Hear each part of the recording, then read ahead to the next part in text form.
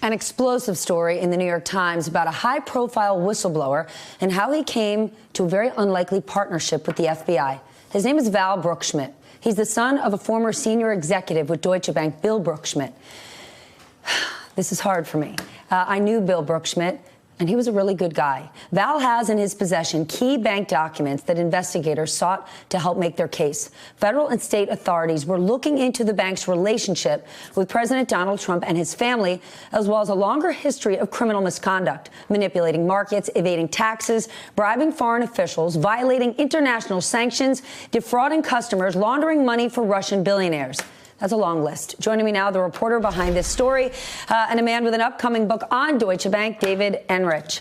David, first, tell us about Val Brookschmidt, because you actually compare him to other flawed messengers like Edward Snowden, like Chelsea Manning. And given those comparisons, why can Val be trusted?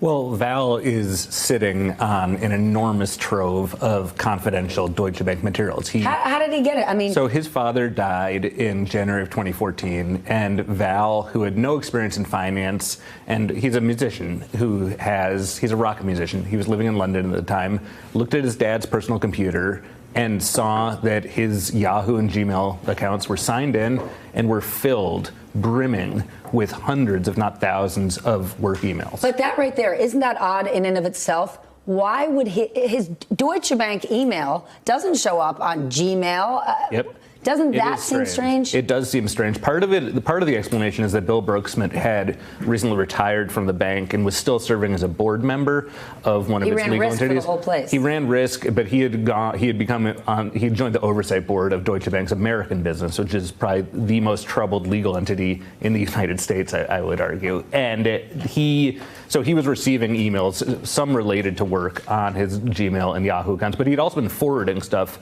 over the previous years from his Deutsche Bank account to his personal addresses for reasons that remain a little unclear to me. Okay, but you write that he's been talking about these documents with journalists and authorities for 5 years. That precedes his father's death. No, it actually immediately. So I was the first journalist, I think, to talk to Val, and it was right after he died. It was 9 days after his father died, and that began this kind of 5.5 year odyssey that's still going on right now, where Val has been going through all of his father's files, trying to make sense of them, trying to decipher them, and trying to find people to listen to him and to help him bring these materials to light. That's why it's taken so long. He's trying to find. Well, Adam Schiff of the House Intelligence Committee has now subpoenaed him. Yep, that's right. He was subpoenaed over the summer, and Val has started providing the documents to Schiff's investigators.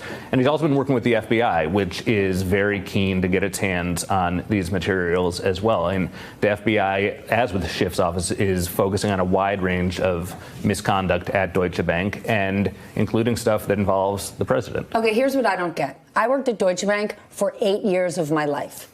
Deutsche Bank is claiming ignorance for the misdeeds, pinning this on individuals who are pretty low on the food chain.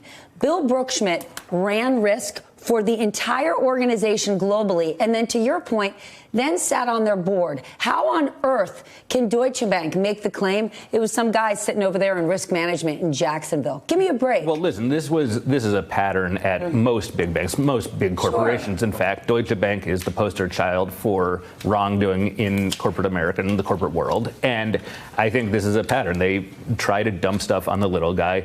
And Bill Brookschmidt, as you know personally, I never met him, but from all accounts was an ethical man and a moral man trying to do the right thing in an industry where that is not always rewarded. And so he, over the years, had compiled a lot of information that showed him standing up for what was right, even when his superiors and his colleagues wanted to do what was wrong. Well, maybe Deutsche Bank should be reminded, when you take the Series 25 and other advisory and licensing exams, you are signing documents that say, when you are an advisor, the buck stops there.